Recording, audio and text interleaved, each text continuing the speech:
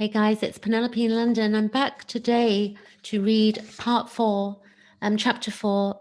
It's the self, from this book, Aion, and I'm going to also then bring up an astrology chart to give you a little understanding and link this in with the sun, the sun as being the self, the truth of who we are. And I've done part 1, 2, and 3, which would be the first part of this book is the ego, and quite a short chapter. And then the second is the shadow, which Jung says is the best thing that we can work on. Part 3 is the anima and the animus, and that describes the inner feminine and the inner masculine as in opposites of what goes on there. That's quite deep work as well. And then this part, I've not read before, so it's new to me what I'm reading today. And then I'll bring up as an astrology chart, as I've said. I'm going to probably put this part of this video into maybe 3 videos because there's quite a few pages here. So here I go. So we shall now turn to the question of whether the increase in self-knowledge resulting from the withdrawal of impersonal projections, in other words, the integration of the contents of the collective unconscious, exerts a specific influence on the ego personality. To the extent that the integrated contents are parts of the self, we can expect this influence to be considerable. Their assimilation augments not only the area of the field of consciousness, but also the importance of the ego, especially when, as usually happens, the ego lacks any critical approach to the unconscious. In that case, it is easily overpowered and becomes identical with the contents that have been assimilated. In this way, for instance, a masculine consciousness comes under the influence of the anima and can even be possessed by her. So that would be, the anima would be the feminine aspect inside the male, and the other for the feminine, for the female, it would be the animus. This is, that was paragraph 43, and now paragraph 44. The beautiful thing about Carl Gustav Jung's work, he put all of his work into paragraphs, so they're really easy to discuss with people. If you're looking at a chapter, you can say paragraph, chapter so-and-so, and paragraph, whatever the paragraph is. So the next one is 44. He says, I have discussed the wider effects of the integration of unconscious contents elsewhere, and can therefore omit going into details here. I should like only to mention that the more numerous and the more significant the unconscious contents which are assimilated to the ego, the closer the approximation of the ego to the self, even though the approximation must be a never-ending process. This inevitably produces an inflation of the ego unless a critical line of demarcation is drawn between it and the unconscious figures.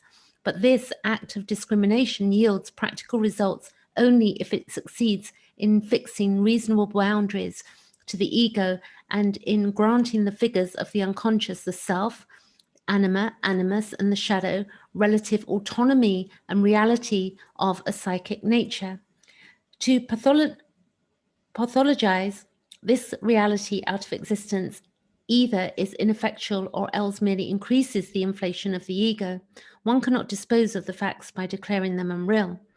The projection-making factor, for instance, has undeniable reality. Anyone who insists on denying it becomes identical with it, which is not only dubious in itself, but a positive danger to the well-being of the individual. Everyone who has dealings with such cases knows how perilous an inflation can be. No more than a flight of steps or a smooth floor is needed to precipitate a fatal fall. Besides the pride goeth before a fall motive, there are other factors of a no less disagreeable psychosomatic and psychic nature which serve to reduce puffed upness. This condition should not be interpreted as one of conscious self-aggrandizement, I'll try and say that word, aggrandizement, maybe, such is far from being the rule. In general, we are not directly conscious of this condition at all, but can at best infer its existence indirectly from the symptoms. These include the reactions of our immediate environment. Inflation magnifies the blind spot in the eye, and the more we are assimilated by the projection-making factor, the greater becomes the tendency to identify it. A clear symptom of this is our growing disinclination to take note of the reactions of the environment and pay heed to them. It must be reckoned a psychic catastrophe when the ego is assimilated by the self. The image of wholeness then remains in the unconscious, so that on one hand it shares the archaic nature of the unconscious, and on the other, finds itself in the physically relative space-time continuum that is characteristic of the unconscious as such. Both these qualities are numinous and hence have an unlimited determining effect on the ego consciousness, which is differentiated, i.e., separated from the unconscious, and moreover exists in an absolute space and an absolute time. It is a vital necessity that this should be so. If therefore the ego falls for any length of time under the control of the unconscious factor, its adaptation is disturbed, and the way opened for all sorts of possible accidents. So what he's saying is, in part one, looking at the ego, part two, the shadow, part three, the anima and the animus, by looking at the shadow aspects of ourselves, and that's really looking at the unconscious aspects of ourselves. And that's not so easy, because we have to often, I've seen myself, had a bit of a meltdown in order to really begin to look at it, because a lot of our thinking is a lot of it comes from imprints and education, early education and belief systems, and also from the collective unconscious, which is deeply imprinted in us, like what we believe to be true. So the work involves getting really mindful about, what we're thinking, what we're playing in our heads, and what we're saying, and really looking at what truth is. Now I'm going on to 46. So he says, hence it is of the greatest importance that the ego should be anchored in the world of consciousness, and that consciousness should be reinforced by a very precise adaptation. For this, certain virtues like attention, conscientiousness, patience are of great value on the moral side, just as accurate observation of the symptomology of the unconscious and the objective self-criticism are valuable on the intellectual side. This is paragraph 47. However, accentuation of the ego personality in the world of the consciousness may easily assume such proportions that the figures of the unconscious are psychologized, and the self consequently becomes assimilated to the ego. Although this is the exact opposite of the process we have just described, it is followed by the same result: inflation. The world of consciousness must now be leveled down in favor of the reality of the unconscious. In the first case, reality had to be protected against an archaic, eternal, and ambiguous dream state. In the second, room must be made for the dream at the expense of the world of consciousness. In the first case, mobilization of all the virtues is indicated. In the second, the presumption of the ego can only be damped down by moral defeat. This is necessary because otherwise one will never attain the median degree of modesty, which is essential for the maintenance of a balanced state. It is not a question, as one might think, of relaxing morality in itself, but of making a moral effort in a different direction. For instance, a man who is not conscientious enough has to make a moral effort in order to come up with the mark, while for one who is sufficiently rooted in the world through his own efforts, it is no small moral achievement to inflict defeat on his virtues by loosening his ties with the world and reducing his adaptive performance. One thinks in the connection of Brother Claus, now canonized, who, for the salvation of his soul, left his wife to her own devices along with the numerous progeny. And this is now 48. Since real moral problems all begin with the penal code leaves off, their solution can seldom or never depend on present much less on precepts and commandments. The real moral problems spring from the conflict of duty. Anyone who is sufficiently humble or easygoing can always reach a decision with the help of some outside authority, but one who trusts others as little as himself can never reach a decision at all, unless it is brought about in the manner with which common law calls an act of God. The Oxford Dictionary defines this concept of the action of uncontrollable natural forces. In all such cases, there is an unconscious authority which puts an end to doubt by creating a fait accompli.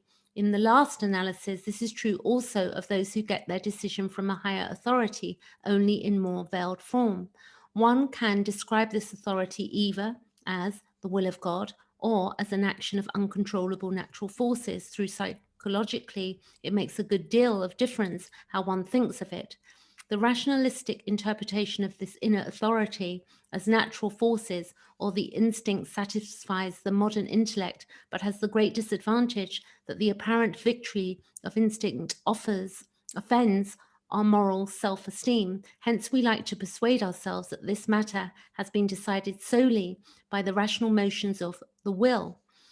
Civilized man has such a fear of the crimen lase majestatis humani, and I don't know what that means, but I'll read more into that. This is the first time I've read this, I have to say, that whenever possible, he indulges in a retrospective coloration of the facts in order to cover up the, next bit, feeling of having suffered a moral defeat. He prides himself on what he believes to be his self-control and the omnipotence of his will, and despises the man who lets himself be outwitted by mere nature. 49 here, and I'm going to read to 50 and then I'll show you a chart. So if, on the other hand, the inner authority is conceived as the will of God, which implies that natural forces are divine forces, our self-esteem is benefited because the decision then appears to be an act of obedience and the result of divine intention. This way of looking at it can, with some show of justice, be accused not only of being very convenient, but of a cloaking moral laxity in the mantle of virtue. The accusation, however, is justified only when one is in fact knowingly hiding one's own egotistic opinion behind a hypocritical facade of words. But this is by no means the rule, for in most cases, instinctive tendencies assert themselves for or against one's subjective interests, no matter whether an outside authority approves or not. The inner authority does not need to be consulted first, as it is present at the outset of the intensity of the tendencies struggling for decision. In this struggle, the individual is never a spectator only. He takes part in it more or less voluntary and tries to throw the weight of his feelings of moral freedom into the scales of decision. Nevertheless, it remains a matter of doubt how much his seemingly free decision has a casual and possibly unconscious motivation. This may be quite as much an act of God as any natural cataclysm. I will add there that cataclysm in astrology, evolutionary astrology, Pluto is where is the soul journey. And what we have is that we have 3 different states that Jeff Wolf Green mentioned. I'm quite happy to bring this up because it's important looking at astrology, but in part because Carl Jung got into astrology at around the age 36 in 1911, and he used the symbols and charts to help his, whether we call them clients or patients or people that he helped, to understand themselves at a deeper level. So it's a very useful tool. So going on, I was going to say that, yes, so Pluto has 3 different ways of working. It either has uniform, we either resist it or it persists, or, what we resist persists, and then we can have cataclysm if we don't take note. So that would be quite, where we're listening to ourselves, or whether we're, as in this chapter, knowing the self. And the more we know the self and the more we look at our shadow, the more we're going to look at things and take away our projections and stop making choices just based on the ego. We're going to start getting a bit more logical, but deeply we have our instinctive natural feelings, which can be numinous, which take us to new heights and levels as well. So reading on, this may This may be quite as much an act of God or any natural cataclysm. The problem seems to me unanswerable because we do not know where the roots of the feelings of moral freedom lie, and yet they exist no less surely than the instincts which are felt as compelling forces. So again, in astrology, we would have compelling forces would be in part Pluto, the unconscious, and then we would have Mars, which is also in part conscious. It's our conscious will, but also we have the unconscious drive as well, which we don't see. So then I'm going to read now paragraph 50. All in all, it is not only more beneficial but more correct psychologically to explain as the will of God the natural forces that appear in us as instincts. In this way, we find ourselves living in harmony with the habitus of our ancestral psychic life. That is, we function as man has functioned at all times and in all places. The existence of this habitus is proof of its viability, for if it were not visible, all those who obeyed it would long since have perished of maladaption. On the other hand, by conforming to it, one has a reasonable life expectancy. When an habitual way of thinking guarantees as much as this, there is not only no ground for declaring it incorrect, but on the contrary, every reason to take it as true or correct in the psychological sense.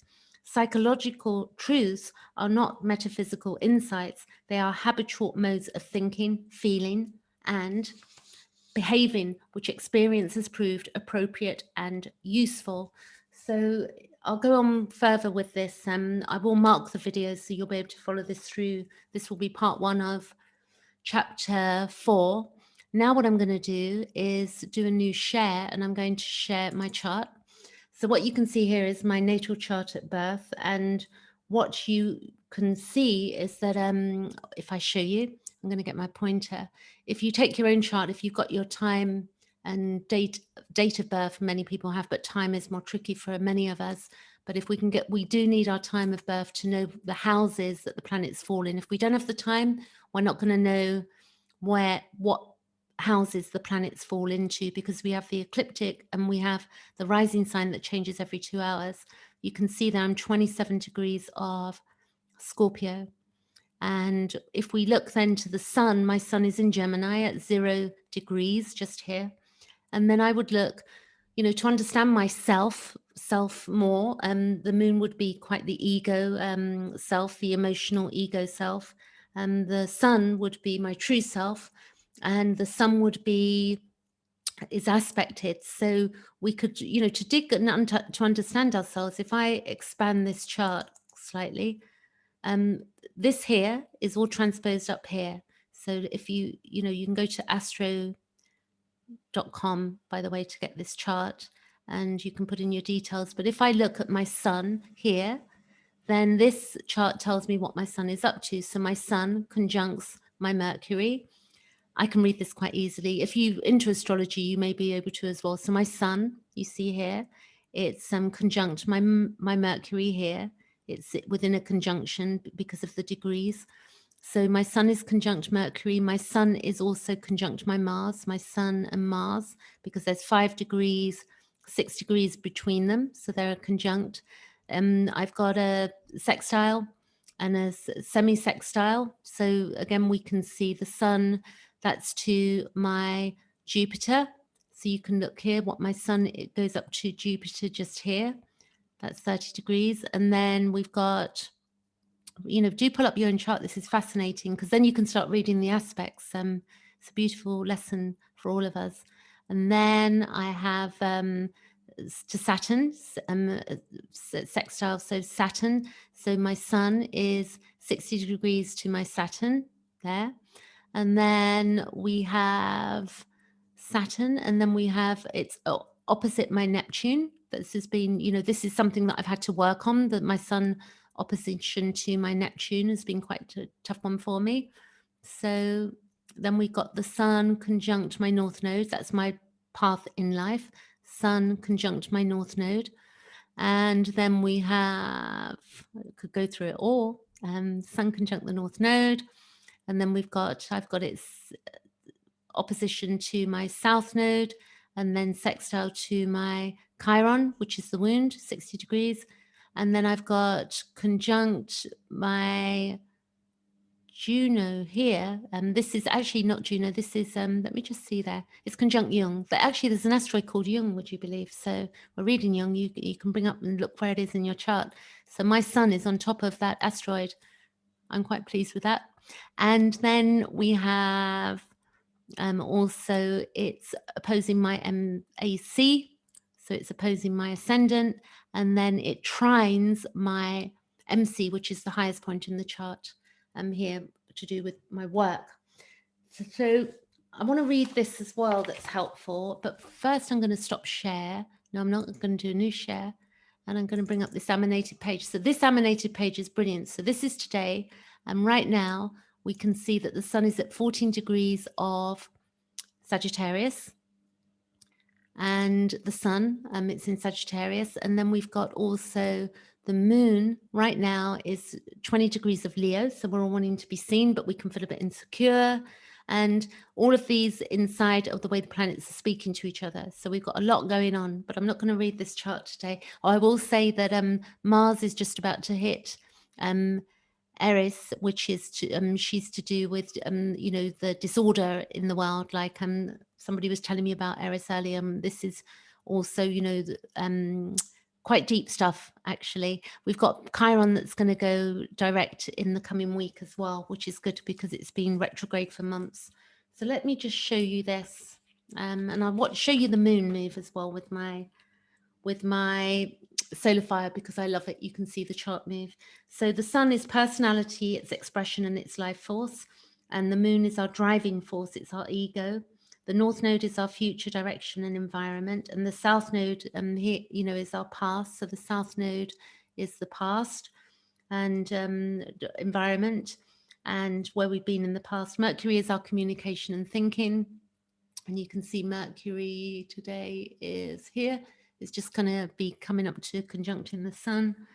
And then we've got Venus, which is our values, and Mars is our energy drive. And, you know, it's the unconscious as well, partly, and our impulses. Jupiter is about law and, you know, travel and study and religion. And Saturn is our discipline. And Uranus is where we want to break free of limitations, and it's to do with technology and our electrical system and science, and where we're unusual and chaos as well. And Neptune is to do with our illusions, and Pluto's to do with transformation, psychology, truth. But the sun is our life force. So the sun represents our core energy as well. And it's also to do with our self. And the way we do things in this incarnation. It's really shows who we are. Like I'm a Gemini, so I communicate. I love to communicate. It's the butterfly in us. It's just who we are, flitting from wherever we are, depending on the archetype of us as well. But it's also to do with father. You know, not particularly father in the sense of birth father, but that does come into it as well. But it's our personality, how we express our light in this world, and also where we have inherited, you know, things also as well. So the sun, you know, it keeps the life on earth going. So it's a very powerful thing, the sun is, as we know. So see the days here. If you see the moon is 20 degrees, the moon takes 2.5 days to move through a sign. So there you go. Then in one day, it's going to be 3 degrees of Virgo, and it'll just keep moving through 1, 2, and then it will be 1 degree of Libra on the 9th of December.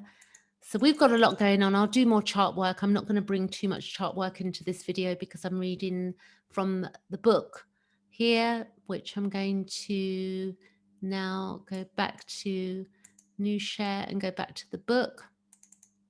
So this is what we've been reading. So you can get a copy, or there is a PDF copy online, I believe. And it's been highly beneficial for me over the last week to have dipped into this work. It's taken me to a new level. I've had this book for a long time, but I've actually started really reading it now. And it's helpful for me to read it to you guys because I'm able to take it in myself also. Thanks for watching. If you want me to do some work with me, then please, you know, you can subscribe. That would be good. And then also, if you want to book a session with me and do some work on your chart or complex PTSD, childhood imprints, then that's what I do. Thanks for watching. Catch you later.